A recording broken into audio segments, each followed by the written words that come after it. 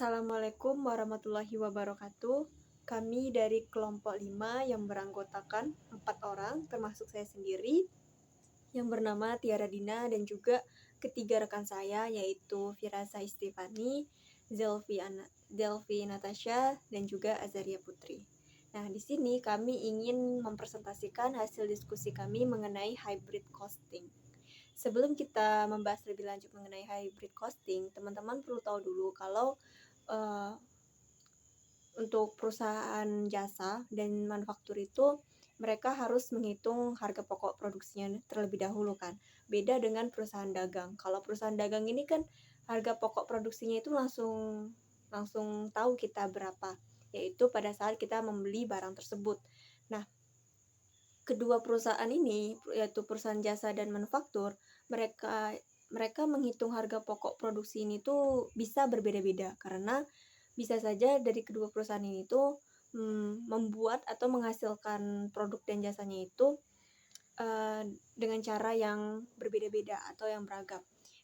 Bisa saja mereka tuh memproduksinya itu tidak secara massal, ada juga beberapa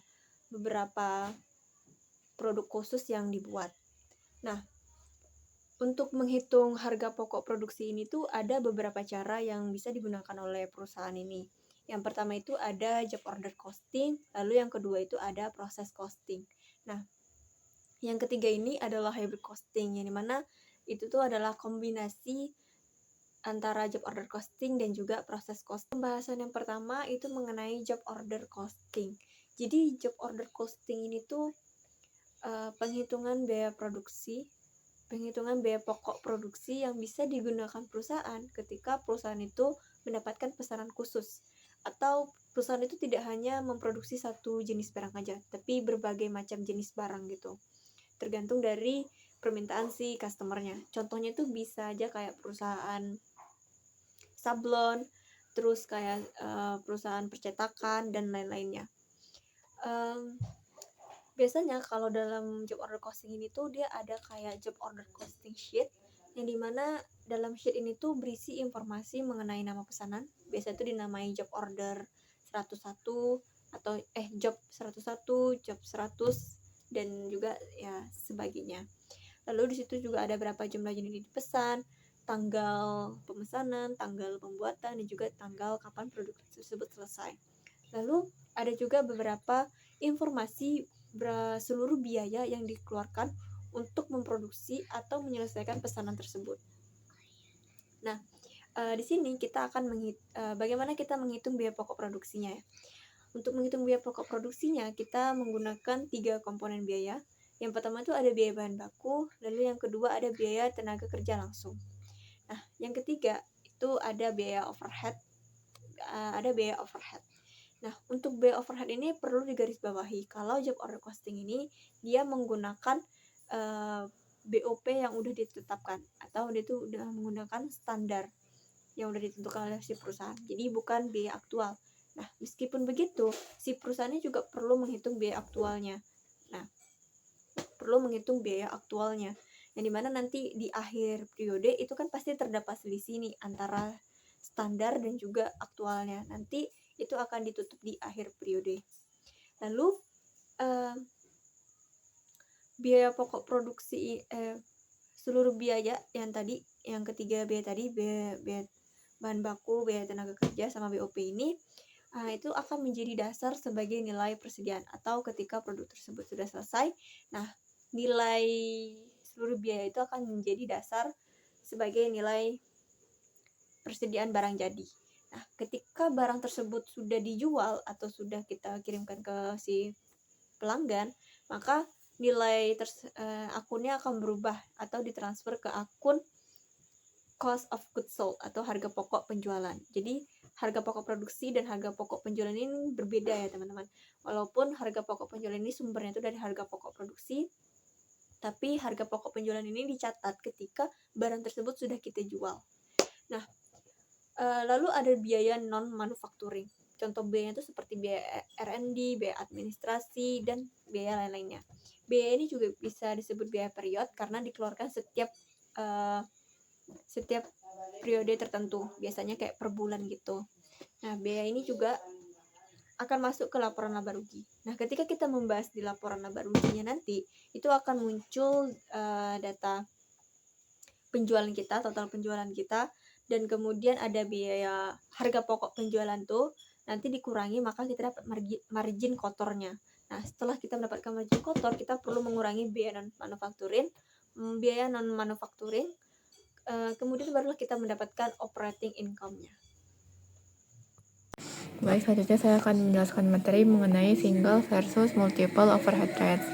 Yang mana single versus multiple overhead ini pada dasarnya itu sama seperti proses costing. Single itu menggunakan traditional costing, sementara multiple overhead rates itu menggunakan emisi costing. Di sini ada ilustrasi, misalkan sebuah perusahaan memiliki 2 departemen. Satu yang padat karya itu departemen A, dan satu lagi yang padat mesin yaitu departemen B. Perkiraan biaya overhead tahunan serta penggunaan jam tenaga kerja langsung dan jam mesin untuk masing-masing departemen itu bisa dilihat pada dalam tabel.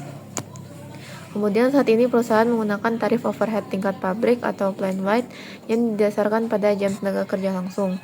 Dengan demikian, tarif overhead untuk perhitungan biaya produk ini yaitu sebesar $12 yang diperoleh dengan membagi total cost jam tenaga kerja langsung untuk semua departemen yaitu sebesar $240.000 dibagi dengan total jam tenaga kerja langsung terpakai di kedua departemen yaitu $20.000. Nah, untuk pembagiannya untuk job 23 itu total costnya itu $11.000 yang berarti $11 per unit. Sementara total cost untuk job 24 itu sebesar $5.012 yang berarti 5,012 per unit. Nah, dari sini bisa disimpulkan bahwa dengan tarif tingkat pabrik yang secara keseluruhan atau menggunakan single overhead cost, job 23 menerima pembebanan overhead itu sebesar 2 kali lebih besar dibandingkan job 24. Namun seperti yang ditunjukkan dalam tabel, job 24 ini justru diproduksi di departemen yang bertanggung jawab atas 75% dari total overhead pabrik.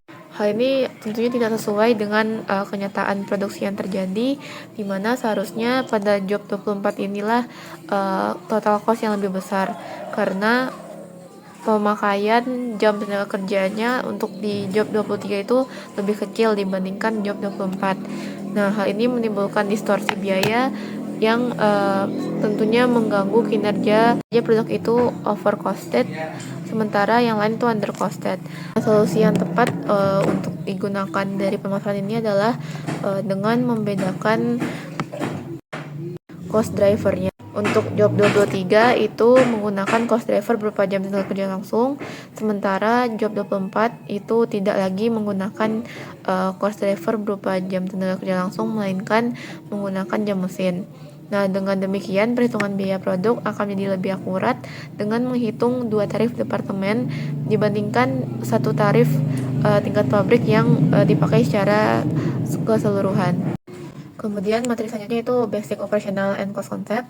Nah, di sini bisa teman-teman lihat contoh dari basic operational and cost concept ini.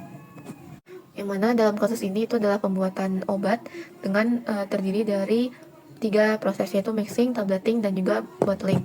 Masing-masing proses ini itu terdiri dari beberapa aktivitas.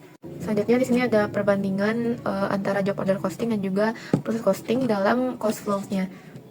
Nah, dalam kasus ini itu setiap proses dari pembuatan obat dicatat dalam masing-masing akun work in process-nya, yang mana akun work in process ini tergolong dalam akun subsidiary account atau jurnal pembantu yang tiap-tiap proses itu dicatat berbeda atau terpisah work in process-nya dari proses-proses sebelumnya.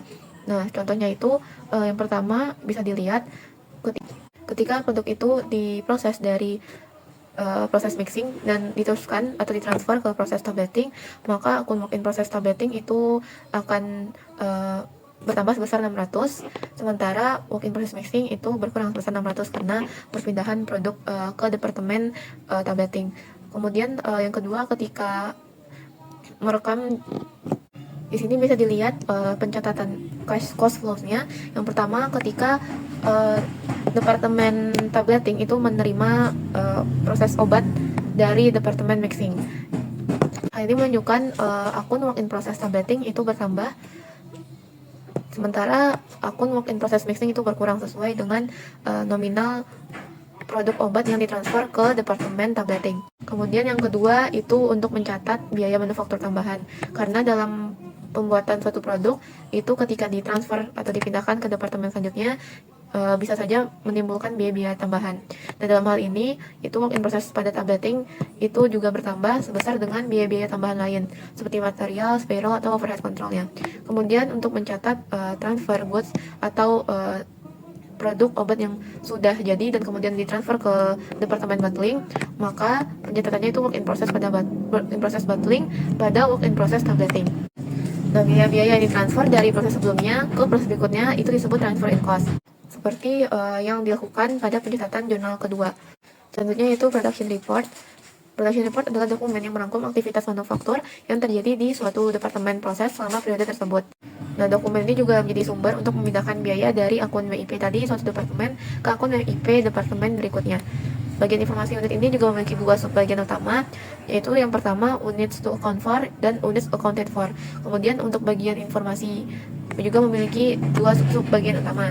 Yang pertama itu cost to account for dan juga cost accounted for.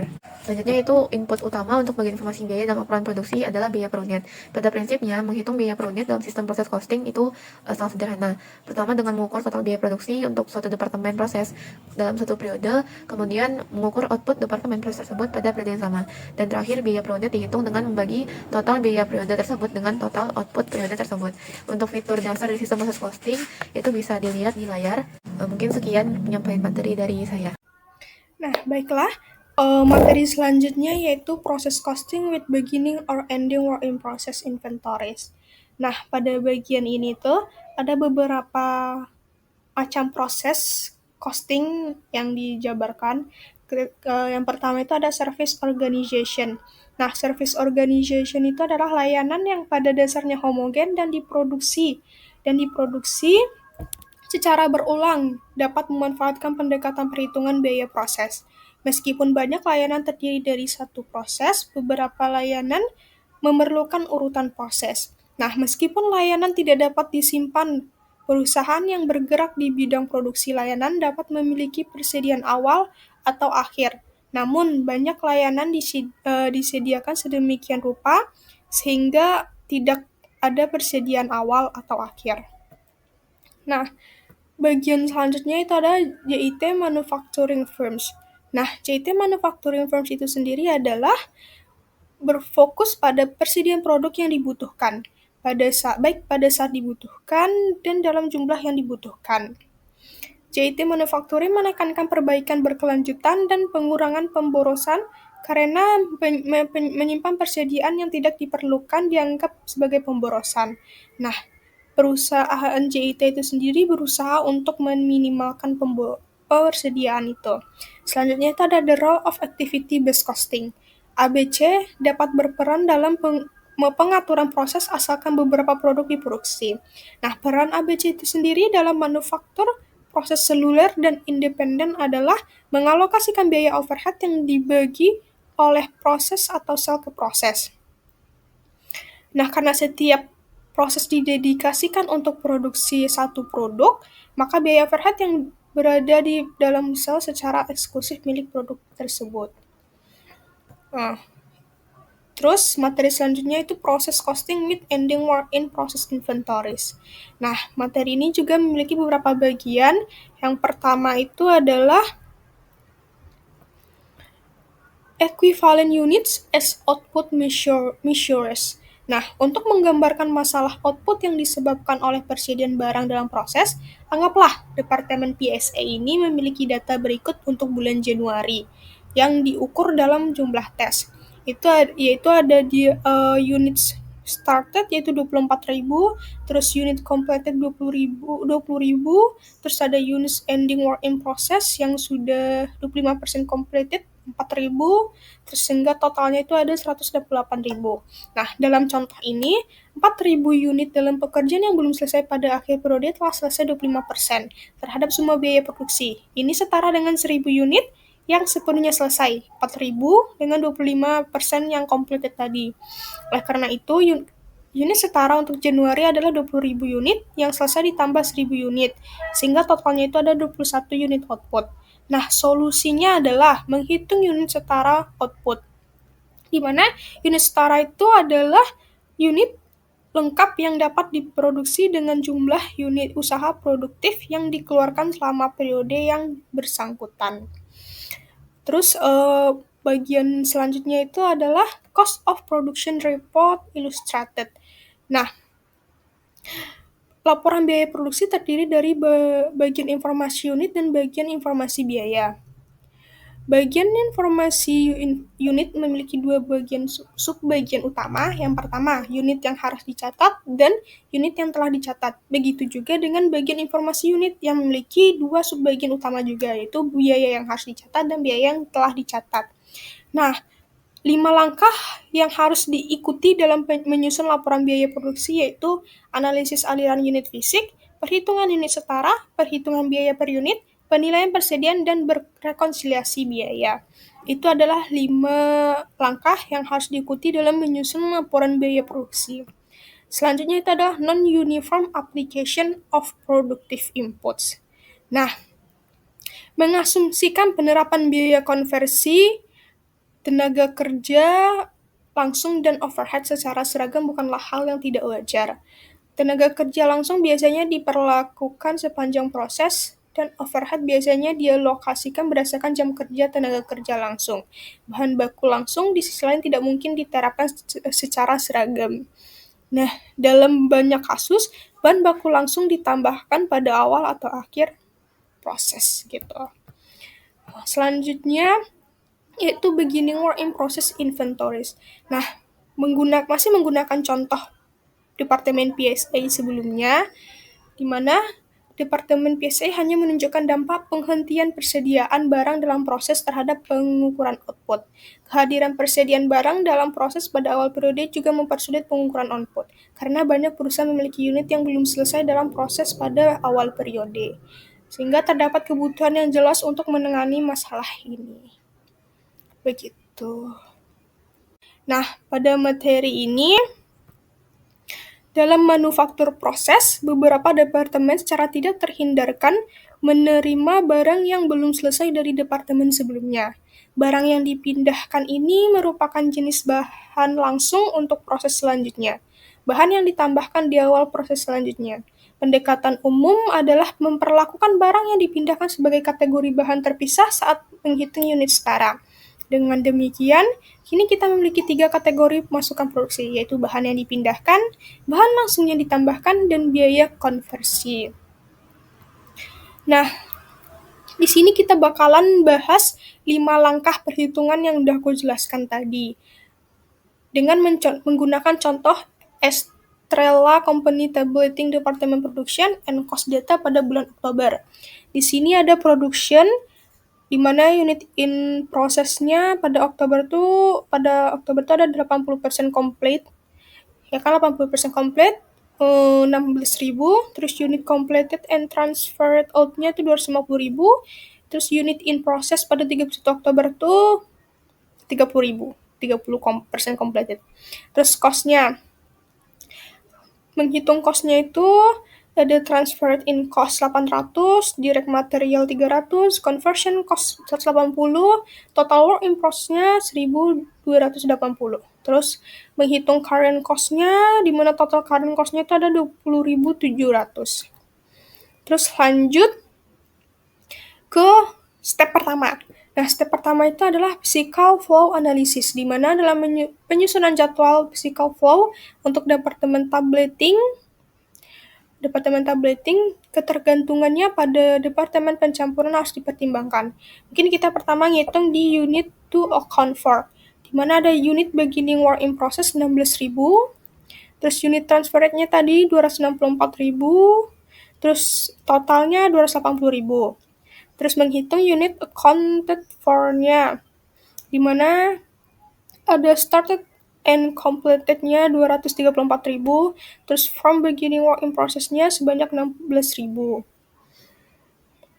Jadi total keseluruhan yaitu 280.000 ditambah dengan unit ending work in process 30.000, sehingga totalnya sama-sama 280.000.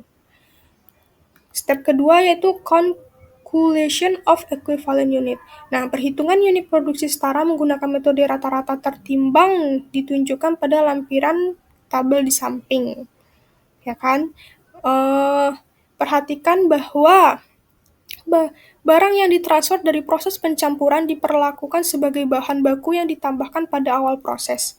Bahan baku yang ditransfer selalu 100% lengkap karena ditambahkan pada awal proses. Sehingga transfer rate in materialnya, direct material added-nya sama-sama 280.000 dan sehingga conversion cost-nya itu ada 259.000.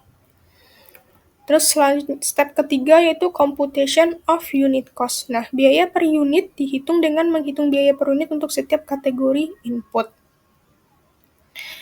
Nah,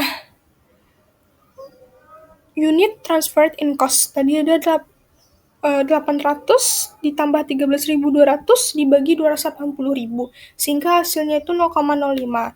Terus unit direct material cost itu 300 ditambah 2.500 dibagi 280.000, sehingga hasilnya 0,01 dolar. Terus unit conversion cost-nya itu 180 ditambah 5.000 dibagi 259.000, itu hasilnya 0,02 dolar. Kita total semuanya 0,05 ditambah 0,01 ditambah 0,2 dolar, hasilnya 0,8 dolar. Terus step keempat yaitu valuation of inventories, di mana barang yang dikeluarkan adalah biaya per unit dikalikan dengan jumlah barang yang telah selesai. Nah, itu 0,08 yang kita dapat di step ketiga tadi, dikali dengan 250.000 sehingga hasilnya 20.000 dolar. Terus perhitungan biaya untuk menyelesaikan pekerjaan yang sedang berjalan dilakukan dengan menghitung biaya setiap input dan kemudian menjumlahkannya untuk mendapatkan total. Nah, transfer rate in material tadi kan 0,05 dikali 30.000 sehingga 1.500, terus direct material added-nya 0,01 kali 30.000 sehingga 300, terus conversion cost-nya tadi kan 0,02 dikali 9.000 sehingga 180. Jadi totalnya 1.980 dolar.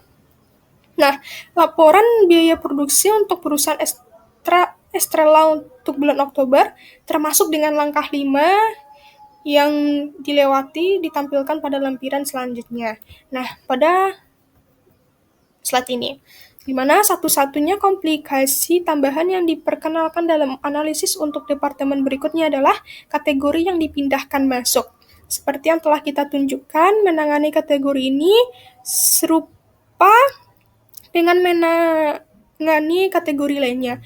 Namun, ingatlah bahwa biaya saat ini untuk jenis bahan khusus ini adalah biaya unit yang dipindahkan masuk dari proses sebelumnya dan bahwa unit yang dipindahkan masuk adalah unit yang dimulai, disesuaikan dengan perbedaan dalam pengukuran output.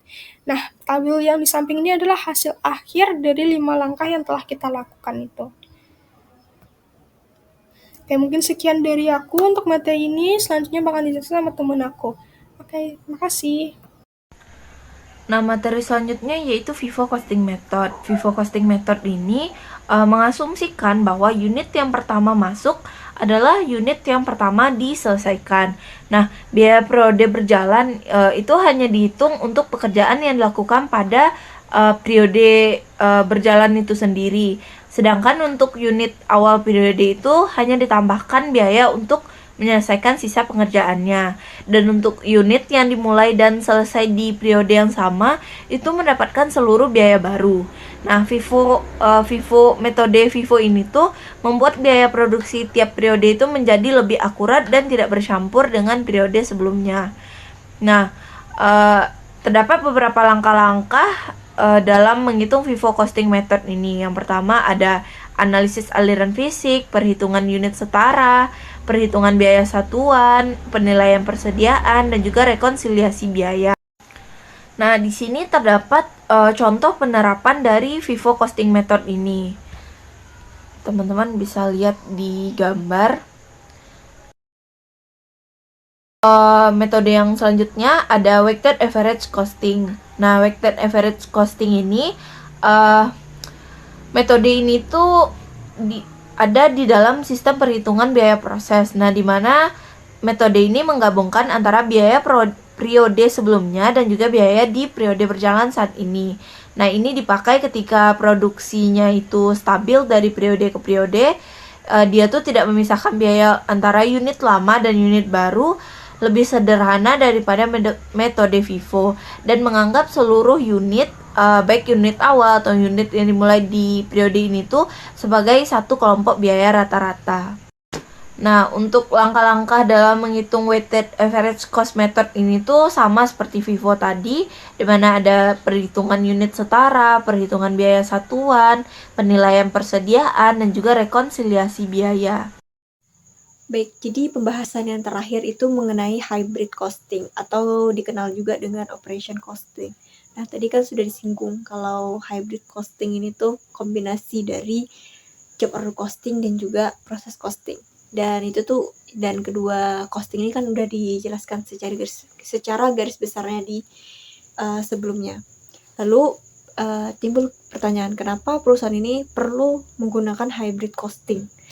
Karena perusahaan itu merasa tidak cocok kalau hanya menggunakan satu sistem aja, entah itu job order costing maupun proses costing.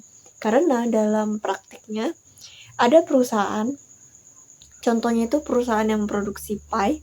Nah, di perusahaan ini tuh dia memproduksi 2 jenis pie. Yang pertama pie apple dan yang kedua itu ada pie cherry. Nah, di sini kan bahan baku yang digunakan untuk memproduksi pie ini kan beda gitu. Yang satu pakai apple, yang satu pakai cherry. Tapi untuk kedua jenis pie ini kan melewati atau proses produksinya itu kan sama gitu. Nah, karena alasan inilah kenapa perusahaan ini perlu menggunakan hybrid costing. Jadi, hybrid costing itu digunakan ketika ada yang berbeda dan tetapi ada yang sama juga. Misalnya aja tuh kayak bahan bakunya berbeda nih, tapi proses yang dilalui untuk memproduksi itu sama. Nah, ya mungkin itu yang bisa saya sampaikan. Saya perwakilan dari kelompok 5, mohon maaf bila ada kesalahan dan juga kekurangan. Wassalamualaikum warahmatullahi wabarakatuh.